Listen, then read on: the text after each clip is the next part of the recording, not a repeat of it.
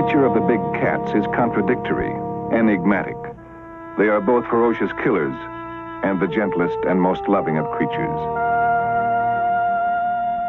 In a split second, their temperament can flash from sensuous feline to ruthless hunter. They are superbly equipped for the hunt. Yet with each passing year, the range of the big cats diminishes. And in remote corners of the earth, they make their last stand to survive in the wild.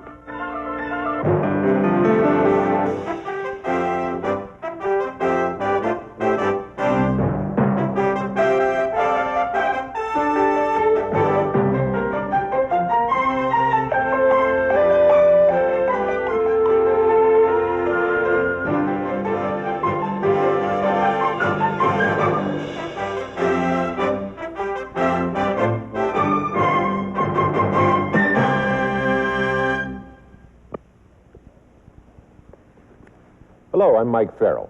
Welcome to the best of the National Geographic specials. With each of these programs in the highly acclaimed series from the National Geographic Society, we embark on a richly rewarding adventure. Explore with us man's continuing quest for our world's hidden wonders, its enduring beauty and drama. Like the best of adventures, our journey of discovery ultimately takes us to a deeper understanding of ourselves. Are there any other beasts in all the animal kingdom that inspire such deep ambivalence as the big cats? Even as we're drawn to their supple grace and noble beauty, we're frightened away by their terrible ferocity and ruthless power.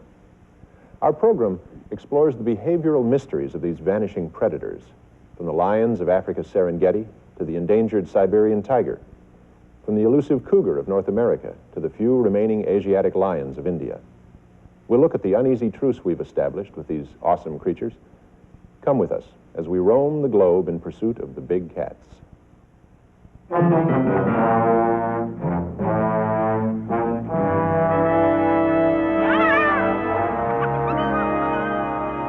Preserved in the Serengeti plain of Africa is a vision of the distant past, when big cats ranged freely across 5 continents. Each of the great cats of Africa has perfected different skills for survival: strength, stealth, speed, and cunning. The powerful lion defends his territory from his only challengers, his own kind.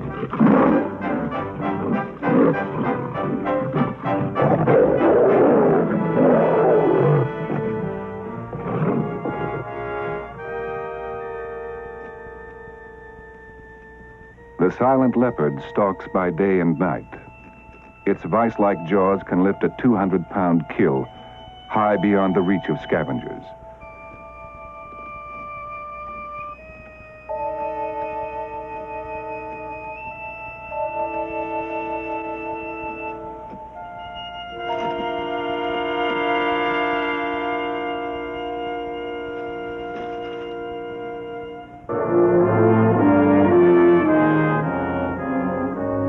The cheetah has sacrificed strength for speed. Its attack velocity approaches 70 miles an hour. Once the chase begins, few prey can escape the fastest predator on land.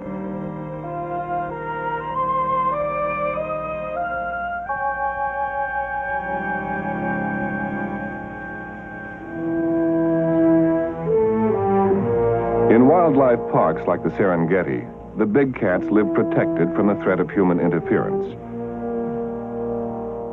Beyond the boundaries of the African preserves, the lion, leopard, and cheetah cling to a broad range south of the Sahara. But other big cats are more seriously endangered. The Siberian tiger once roamed a vast domain. Now this largest of all the big cats has been hunted to the verge of extinction. There are no reliable estimates how many Siberian tigers still inhabit the no man's land along the Russian-Chinese border.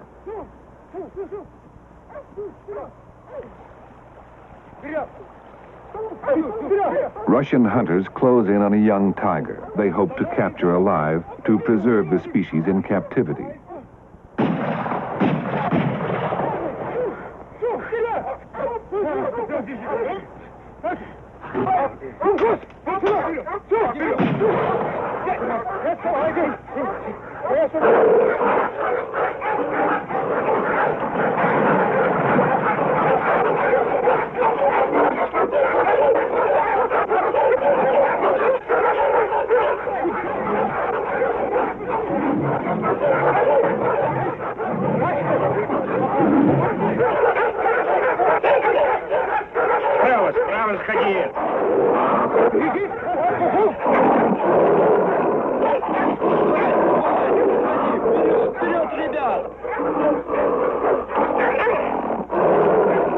Соля, лапы ему. Куда полез?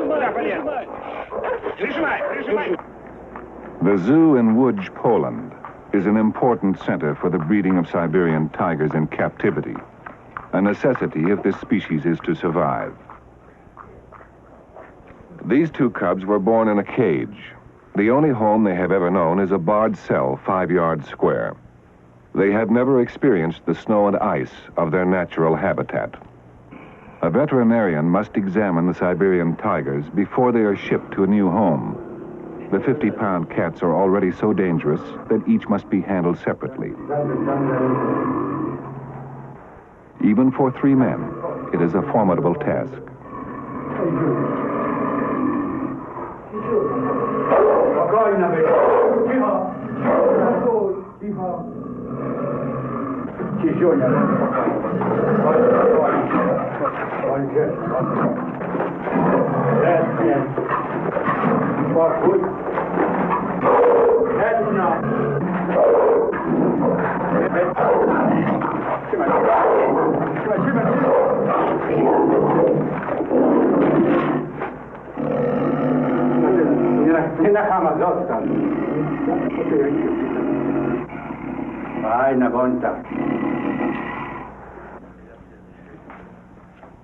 The transfer of an endangered species from east to west is a complex project requiring weeks of negotiation and planning.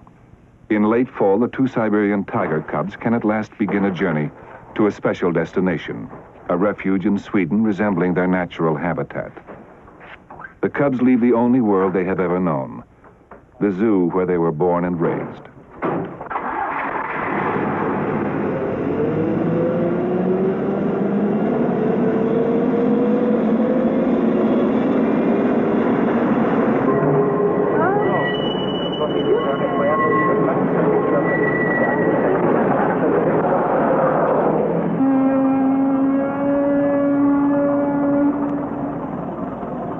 From the Polish port of Świnoujście, the cubs are shipped north across the Baltic Sea.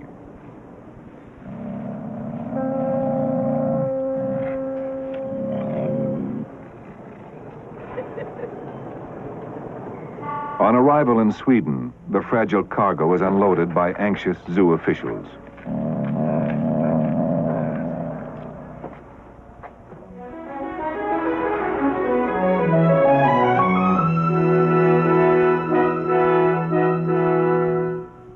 Kolmården's Deer Park epitomizes a whole new concept in zoos. There is space for creatures to thrive in captivity in settings carefully designed to resemble their natural habitat. The pride of Kolmården is a collection of 11 full-grown Bengal tigers. Though native to the tropics, the Bengals readily adapt to the brisk climate of Sweden. The 2 new arrivals will be the only Siberian tigers at Kolmården. The cubs must undergo quarantine before they can enter the natural environment enjoyed by the other big cats.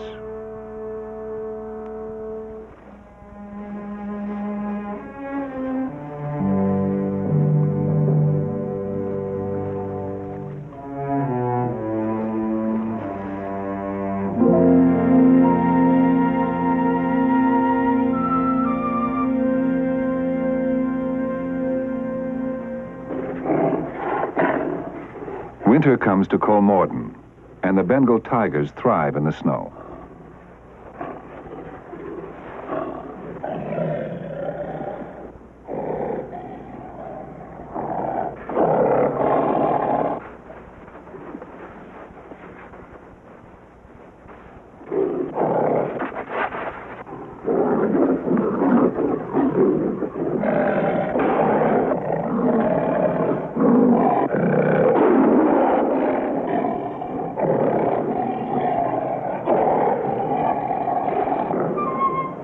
After quarantine, the 2 Siberian cubs are set free.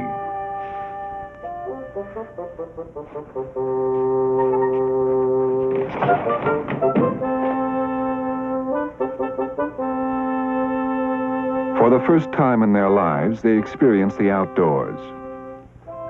Cautiously, they test out their footing on unfamiliar substances, snow and ice.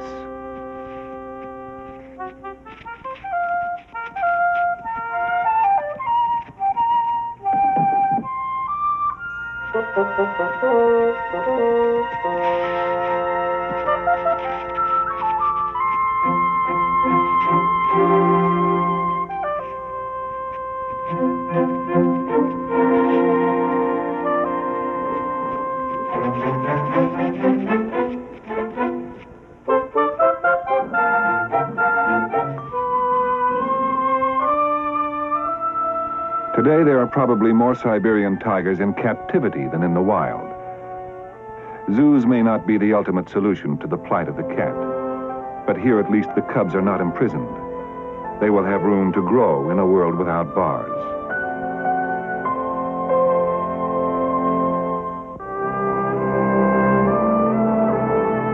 The Idaho Primitive Area, 1 million acres of protected American wilderness. A vast rangeland for herds of the big game that once roamed the American West.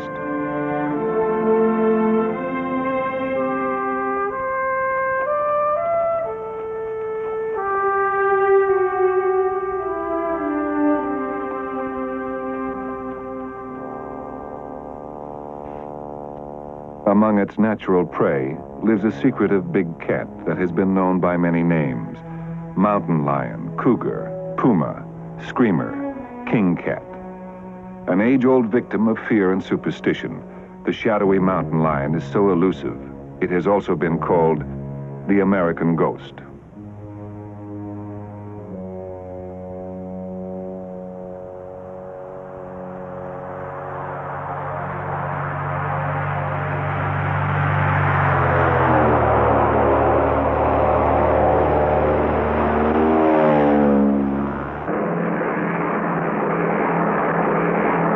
The mountains of central Idaho are the setting for an unusual wildlife project.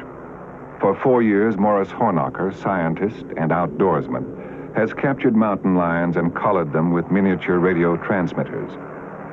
The locations of 5 of the big cats can now be pinpointed from the air.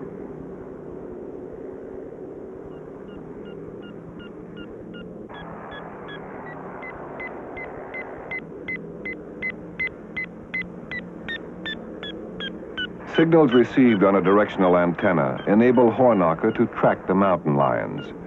By mapping their territories and recording their movements, he probes the mysteries of this secretive big cat. Each year with the coming of winter, Hornacher flies deep into the mountain lion's territory to continue his study at close range. First, he must contact his longtime friend and partner, Wilbur Wiles, a skilled tracker and mountain man. Living in complete isolation, Wilbur Wiles has no radio or telephone. He can only be reached by a message dropped from the air.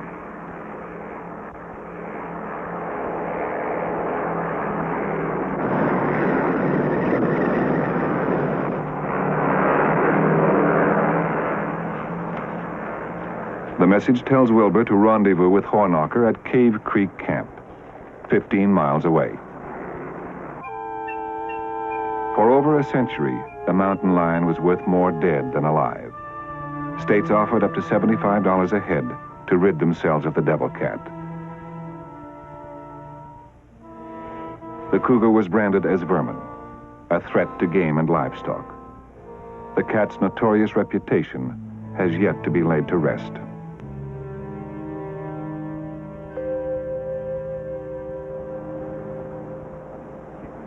Tree, that cat coming down at him. At Cave Creek Camp, 2 old friends meet. They swap stories of their close calls studying the mountain lion and affirm a commitment they have shared.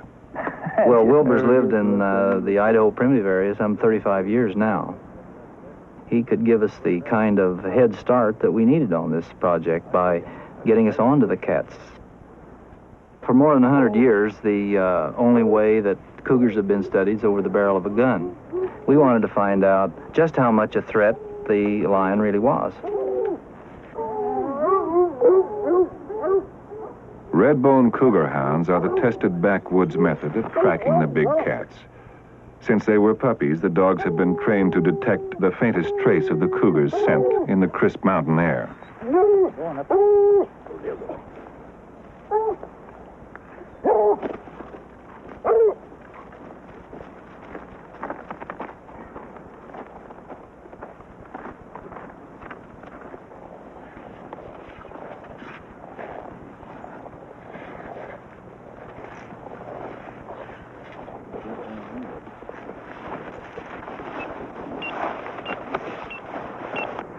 They pick up radio signals. It's a mountain lion they collared with a transmitter 3 years before. I bet you she's spooked. Get her? I'll get a line this way. Right in line with that tree there, that fir. One blower one? Yeah. Using radio directional receivers, the men follow the signal. Its specific pulse rate and frequency indicate they're tracking an old male they have nicknamed Hotfoot. Because the signal is stationary, Hornacher suspects that Hotfoot may be feeding at the site of a kill. Wilbur, he must be just right down here. I get a definite null here, but it's very weak. Wilbur! Wilbur! Dead. Hotfoot is dead, his radio collar still transmitting. Too old and too weak to capture prey, the cougar died of starvation.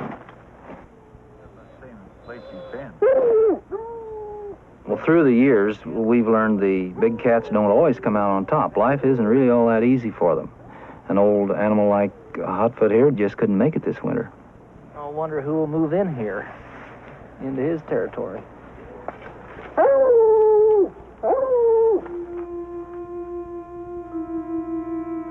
Hornacher's research indicates that Hotfoot shared his territory with Old Bess, a female. With Hotfoot dead, Hornacher is eager to find out how Bess has fared this winter. He maps out a search pattern that will crisscross her range of approximately 25 square miles.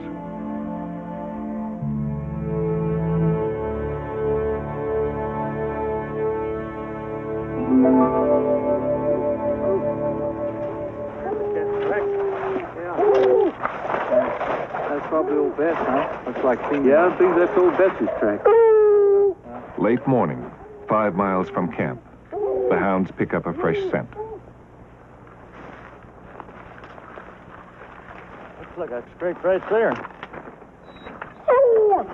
Looks pretty fresh. The men discover a cougar scrape. Pine needles a mountain lion has scraped together and sprayed with urine to mark its territory. Dogs seem to be getting quite a little scent now. Must not be over 2 or 3 days old. I think it's fresher than that, the way these dogs are acting.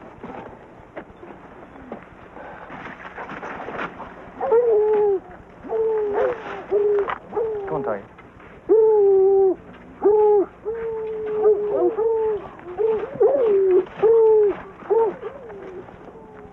The dogs were really excited, and we knew we were getting pretty close to the cat.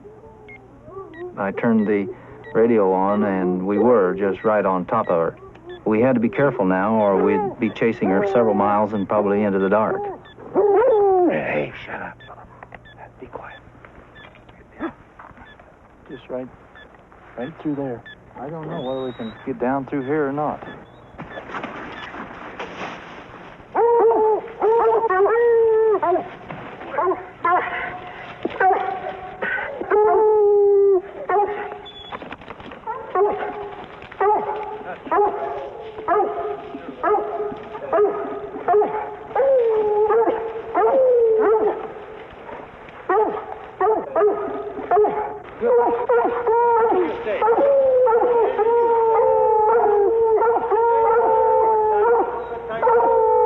I hope she stays.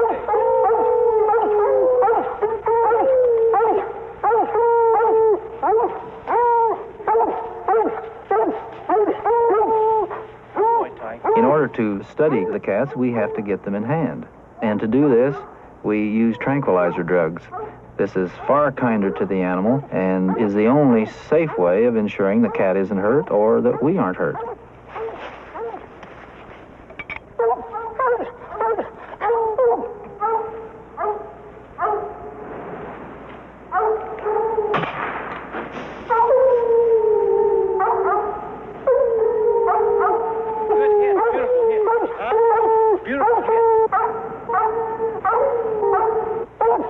be too hard a tree to climb.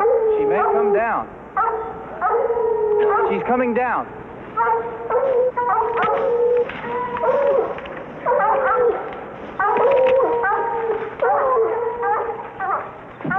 Quiet, Tiger, son. Hear where he goes. Shut up.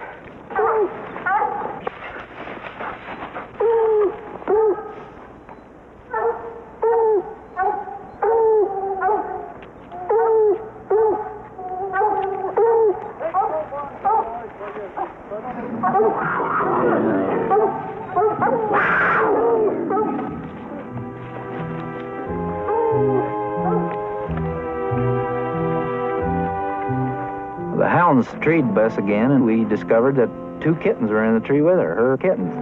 They were about 5 months old, and Wilbur and I were probably the first humans they had ever laid eyes on.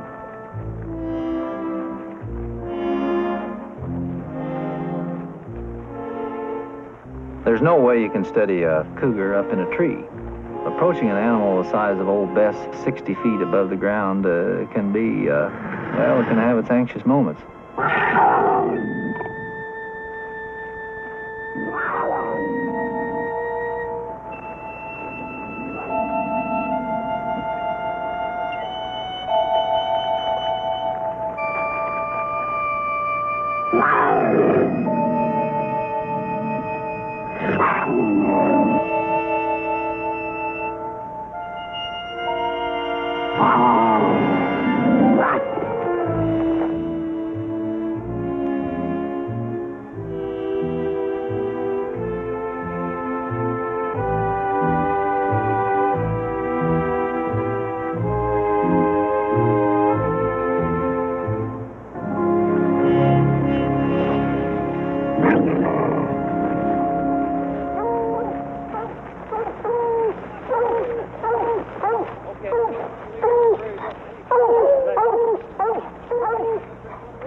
In the hour and a half before the tranquilizer wears off, the men conduct an exhaustive physical examination. Small clues reveal the cougar's struggle for survival in the past year. A fresh scar, a ragged claw, or chipped tooth prove the mountain lion is not the deadly hunter of legend. Sometimes she comes off second best, wounded in an attack on an elk. At most, a lone cougar will kill only 1 deer every 2 or 3 weeks. Yeah, but she's just a young, vigorous... Yeah, she's a young cat. This is probably her first litter. Well, we know it is. Well, sweetheart. Sure, pretty little. Yeah.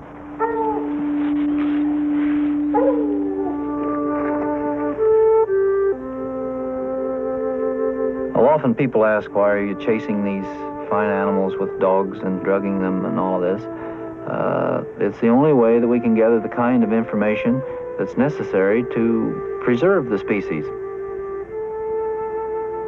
We've learned that the lion is not nearly the menace to big game herds as he was once thought to be. We've got the information, and people are beginning to listen. This is one of the few big cats, I think, is going to make it.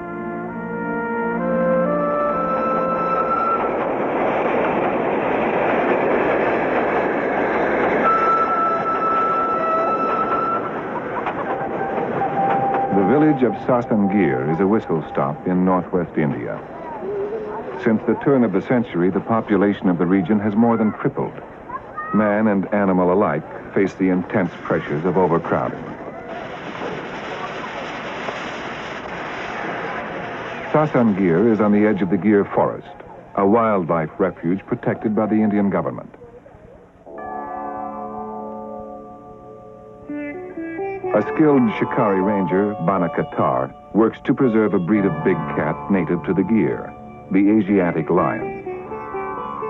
Each day before he ventures into the forest, Bana seeks strength from the Hindu goddess Bahuchara.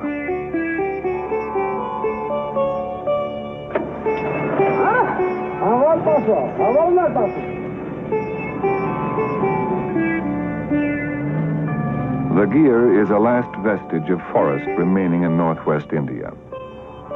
500 square miles of dry scrub and stunted teak. It is a meager final habitat for one of the rarest of the big cats. In ancient times, the Asiatic lion ranged from Greece to central India. Today, this endangered predator exists only in the tiny forest of the Gir.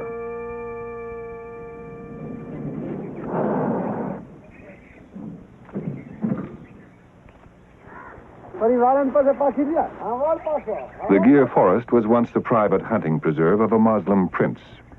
Now a wildlife sanctuary, it is patrolled by shikari rangers.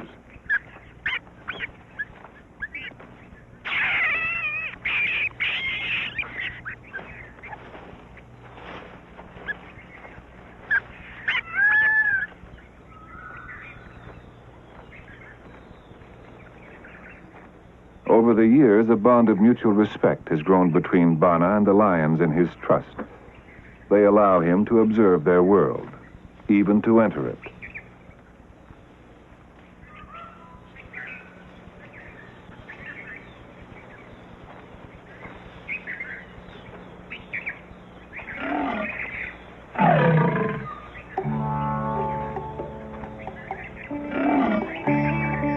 The shikaris are the guardians of some of the least known of the big cats. In appearance, the Asiatic lion closely resembles its African cousin. But this far rarer breed has its own distinct history. It is the big cat immortalized in the Bible, the majestic Lion of Judah that symbolized nobility and courage.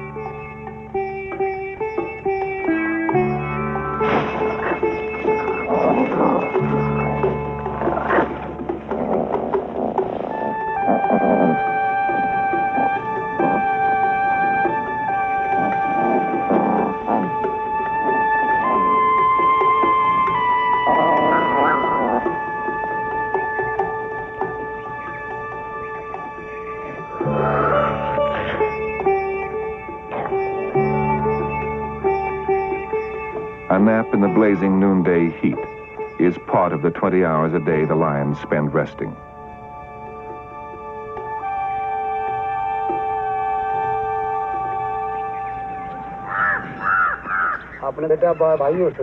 At twilight, the pride grows restless.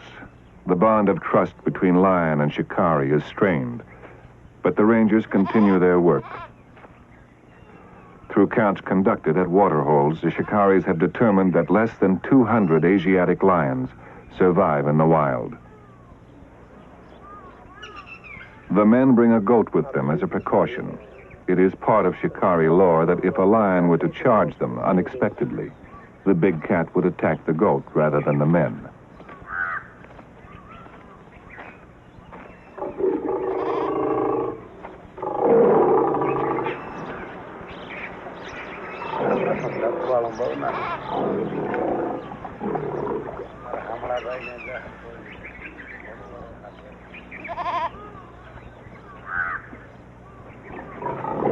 At the end of their rounds, the shikaris check the condition of a sick lion they affectionately call Bilia.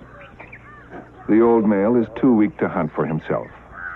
So each day the shikaris have left meat with medicine in it. Today the meat is untouched. The men keep their distance.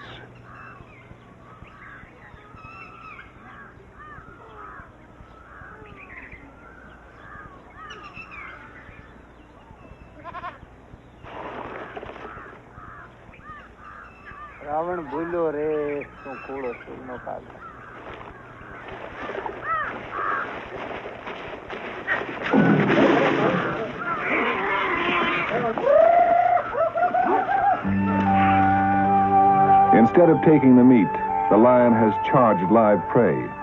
The men have been caught off guard, and only the goat protected them from Bilia's attack. The shikaris will not return again. The old lion is once more ready to stalk his natural prey.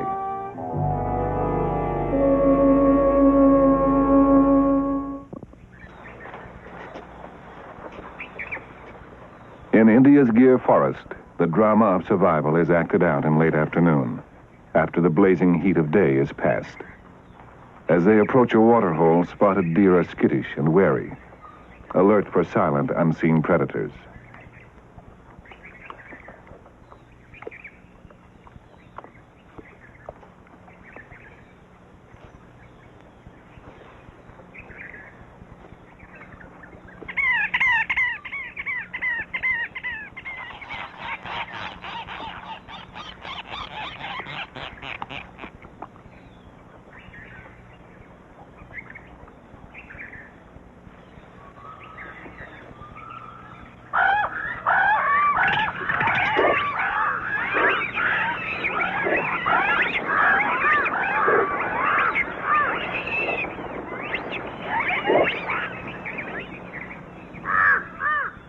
The Asiatic lion is losing his ability to hunt the spotted deer. He relies instead on easier prey, domesticated water buffalo. The buffalo belong to Maldhari herdsmen, primitive people of the Gir.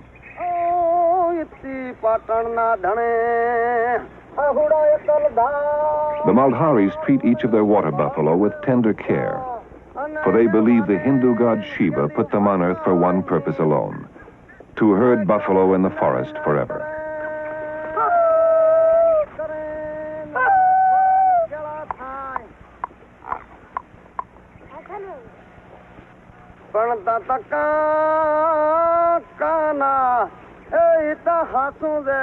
For centuries, the Maldharis have peacefully shared the Gir with the Asiatic lion.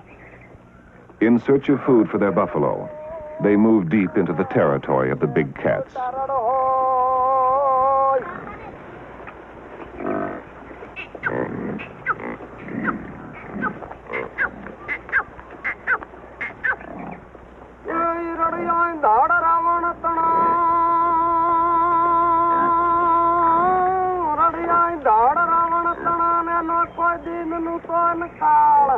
The buffalo are safe from attack as long as men are nearby.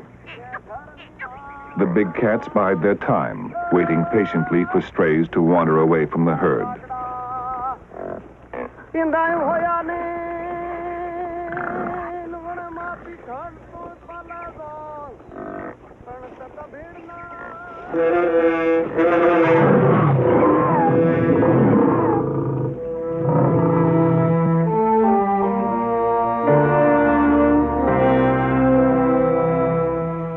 Only members of the pride who made the kill can share the feast. New arrivals affirm their membership in the group by rubbing noses, a form of greeting. As they feed, each lion fends for itself.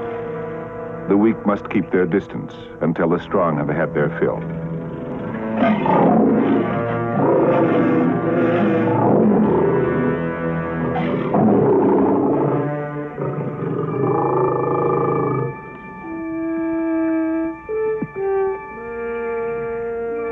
In the strange ecology of the Gir, the domesticated water buffalo has become the big cat's principal source of food.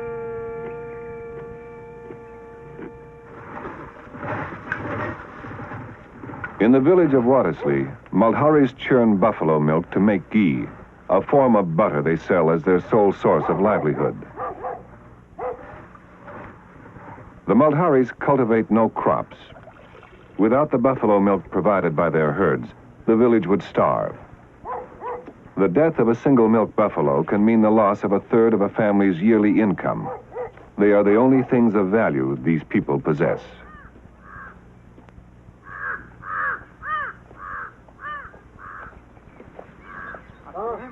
Kama, a village elder, brings tragic news.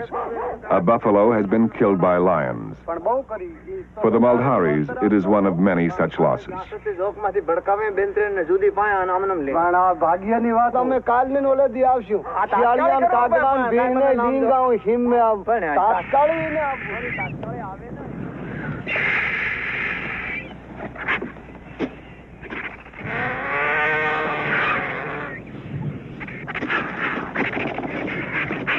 Once the lion pride has eaten its fill, vultures squabble over the carcass.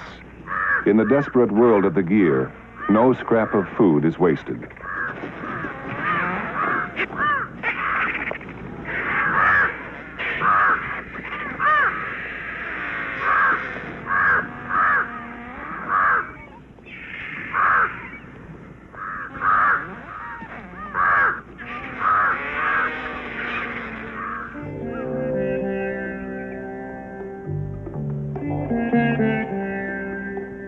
In the early 1970s, the region surrounding the Gir forest suffers the worst series of droughts since the turn of the century. To meet the emergency, the Indian government lifts the sanctuary status of the forest. The habitat of the Asiatic lion is no longer protected.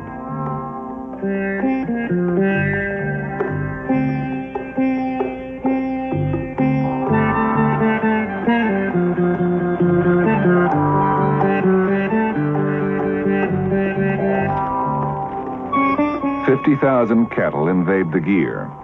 They pour into the sanctuary from hundreds of miles around, trampling the forest underfoot.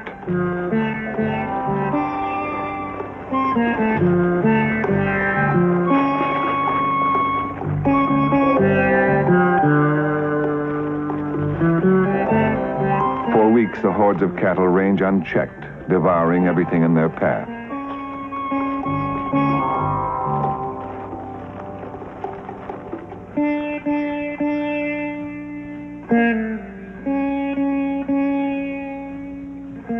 In spite of the devastation, the lions have enough food and water to survive.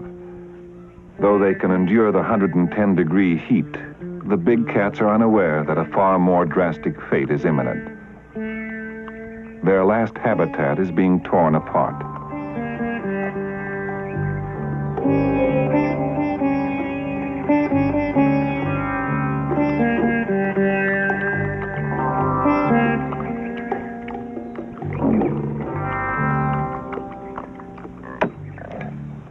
When the invading cattle herds have gone, the people of the forest are desperate. To avert starvation, the Maldharis must lop down the last branches of the trees. The leaves are the only food left to feed their hungry buffalo.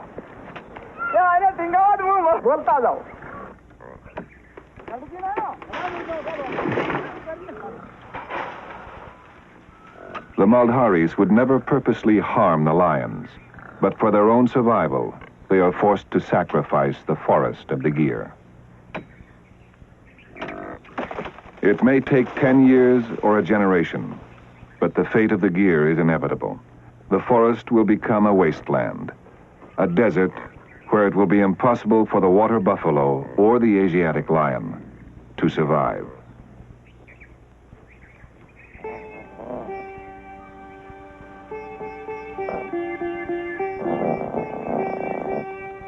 Born in the parched spring of 1973, small cubs are nursed in seclusion from the rest of the pride. They are the Asiatic lion's fragile link with the future.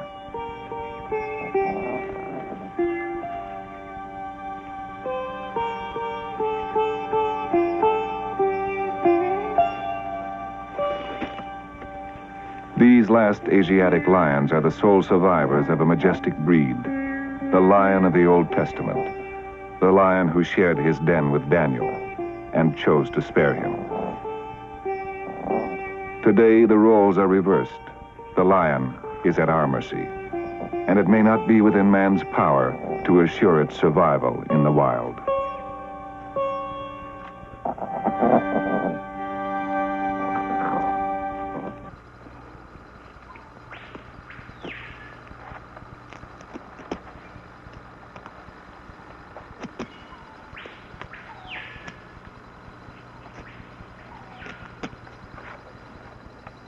The dense rainforest of the Amazon is the territory of the jaguar and the men who kill the big cat for its skin.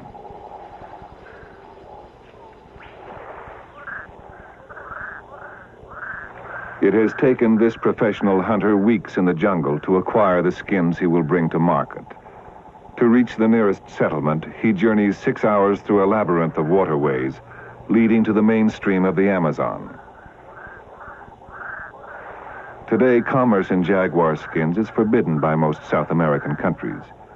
But the trade continues. Professional hunters know they can always find a market for their skins, no questions asked.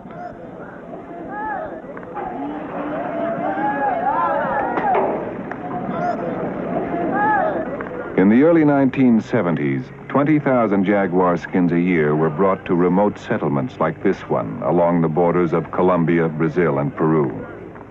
As long as a fashionable jaguar coat sells for $15,000, this big cat will never be safe in the wild. Jaguar skins can't be imported into the United States, but there is still a thriving market for them in Europe. The skin trade is often run by outsiders, merchants or speculators who came here to exploit this rich natural resource.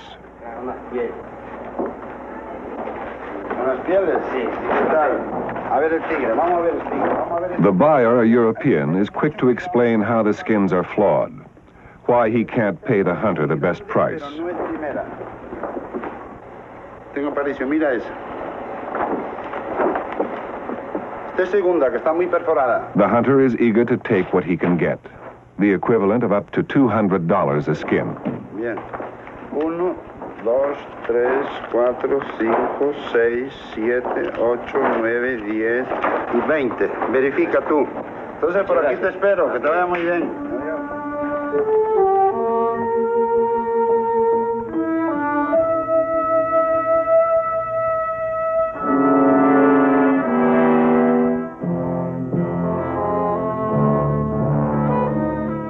The jaguar is so elusive, so little understood, that it is not even known how many exist. This big cat is seldom observed by man, except when he comes to kill it.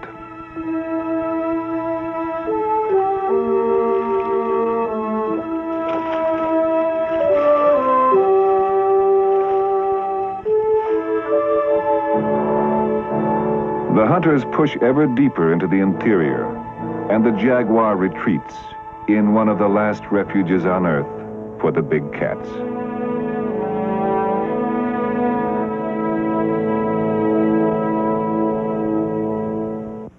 We're happy to report that the future of the big cats, in general, is promising. In India, man and beast have both benefited from government programs designed to improve the lives of the Asiatic lion and the Malharis of the Gir forest area. India has brought a disastrous situation under control, and the delicate balance of nature has been restored. Next time on the Best of the National Geographic Specials, we'll explore another corner of the endlessly rewarding and surprising world around us. I'm Mike Farrell for the National Geographic Society.